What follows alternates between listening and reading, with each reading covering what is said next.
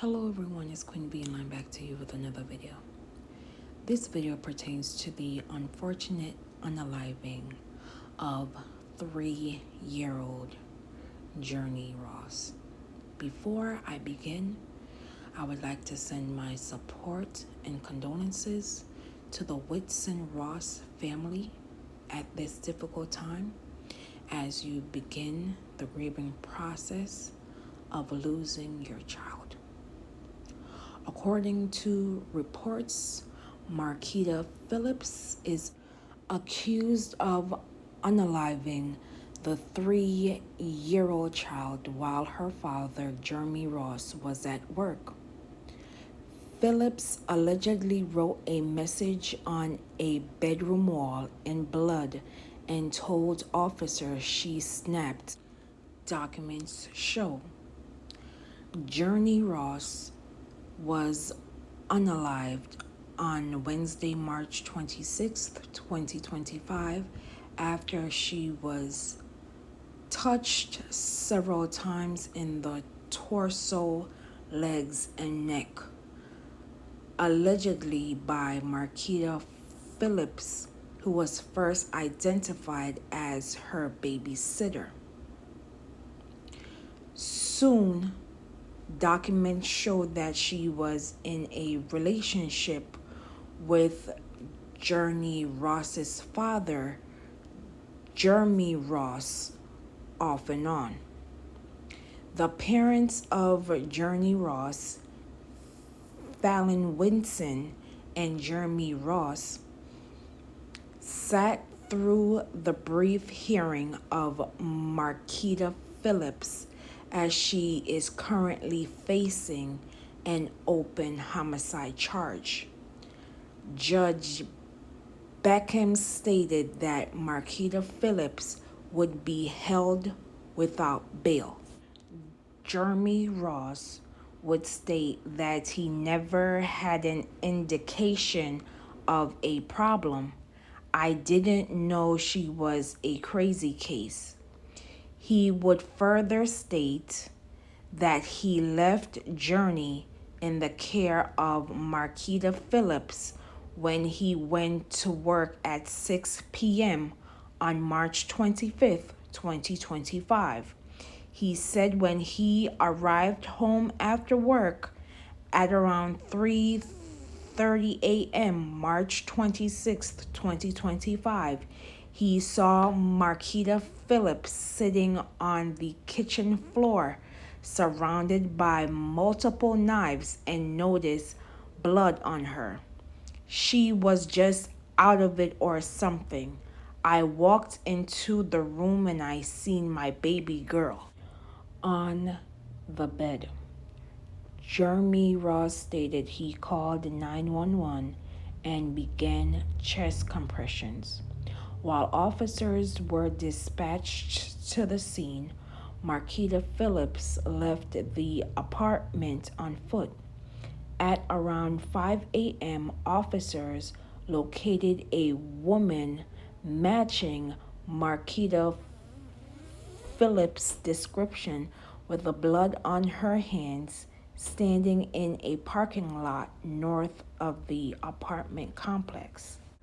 Officers attempted to take Marquita Phillips into custody, however, she was unwilling, and an electronic control device had to be deployed in order to make an arrest.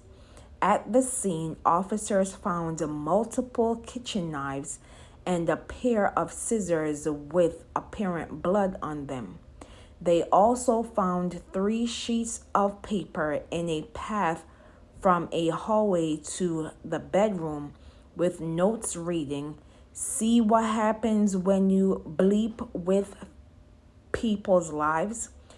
You're an idiot blank." And now we both have nothing written on them. Additionally, written on a wall in the bedroom in what appeared to be blood was, "Everybody who played me is cursed." When detectives spoke with Phillips, She informed them she snapped and confessed to stabbing Journey more than once. When asked why, Marquita Phillips stated to get back at him, but did not elaborate further. Miss Whitson, who shares custody with her daughter's father, Mr. Ross, stated that Thursday's court appearance, March 27th, 2025, was the first time she had seen the babysitter. The last time she saw her daughter, Journey Ross, was when her father picked her up on Monday, March 24th, 2025. She took my baby, Miss Whitson tearfully stated following the court hearing. I didn't know this woman. Today was literally the first day I saw this woman. Whitson stated she learned her daughter was stabbed 10 times. She also stated that her daughter, Journey Ross, is nonverbal and was on the spectrum, but was a bright child who liked to sing. She could light up a room wherever she was at. She would further state, I deserve justice. It should be noted that Journey Ross would have turned 4 this July. Court records also show that Marquita Phillips was also arrested in October 2021 for engaging in lewd conduct in a public place. The court issued Marquita Phillips a warning and the case was dismissed. Marquita Phillips made another court appearance on April 1st, 2025, and her next court appearance is scheduled for May 13th, 2025. Now you will watch this brief news clip and I will be back with my commentary. Apologizing to Fallon Whitson for exposing their 3-year-old daughter, Journey, who they shared custody of. She was on the spectrum, so she was nonverbal, but she communicated through music and she communicated through sign language. To a woman who police say ended her life. Why is this world so evil? She took my baby. 41-year-old Marquita Phillips charged with the little girl's murder. Ross says he and Phillips were in a romantic relationship on and off for the past year, a relationship he failed to disclose to Fallon. I can't see her grow up into the woman I knew she was going to be because of a woman I didn't even know. She been staying with me for a year, you know. She watched Journey numerous times and stuff, but I guess I didn't know she was like a crazy case. On Wednesday, he left Journey in Phillips' care at the apartment because he had to work. I'll say, okay, here's the milk. The food is right here. Everything, no arguments, no nothing, you know. Everything was good. But when he got home at 3:30, he walked into a nightmare. I see some knives around here and stuff, you know. So I see blood on the knives. I'm like, why is some blood on my... So I instantly run, checking my baby girl. Metro released this arrest report detailing the crime scene. Detectives located multiple kitchen knives and a pair of scissors. 3 sheets of paper with notes in red marker were on the floor with the words, "See what happens when you blank with people's lives? Now we both have nothing." Written on a wall in the bedroom in blood, the words, "Everybody that played me is cursed." Ross called police, but there was nothing more he could do for their daughter, who had been stabbed multiple times. The gruesome scene replaying over and over again in his mind. She was defenseless. She didn't deserve none of this. I wake up, I look. Condolences again to the Whitson Ross family as you grieve the loss of your baby, only months away from her 4th birthday. To be taken out in this manner, there are no words that I can say to ease your pain during this difficult time. Many thoughts have come to my mind. that I still cannot digest at this point. One of those thoughts that is running through my mind is, why didn't the father, Mr. Ross, informed his mother's child, Miss Winston, that he was in a relationship with the accused before leaving her alone with his child, giving the defendant in this case access to their child to babysit? I am in no way blaming or shaming the father. However, there is a however. When you have a child, especially one that is on the spectrum, you must be extra careful with whom you allow around your child. Having a system of persons in place that you can trust that both parties approve of. Now there are reports of Marquita Phillips's past records coming to light, which include lewd conduct in a public place.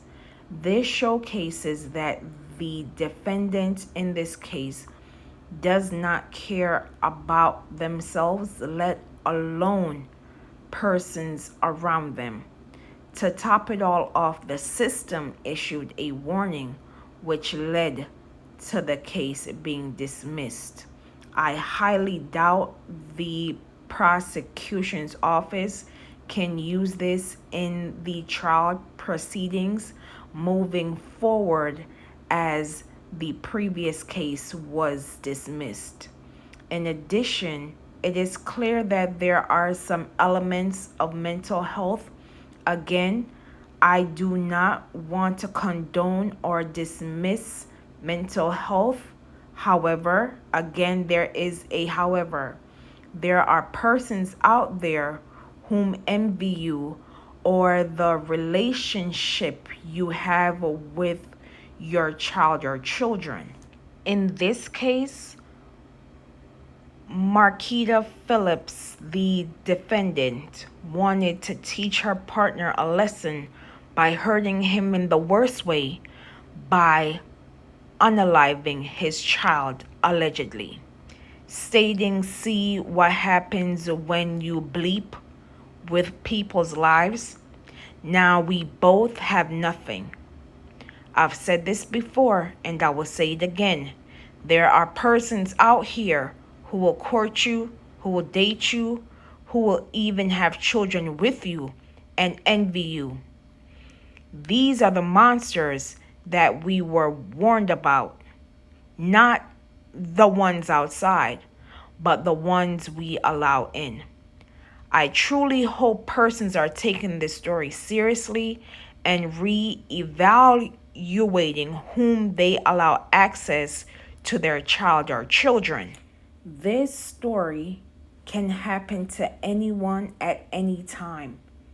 And as the adults, we must be vigilant when it comes to our children and others, and be aware when our children, specifically more vigilant when they are on the spectrum, as they cannot explain what they are feeling. We need to also ensure that the parents are informed when additional persons are engaging with our child or children. This story is one of many.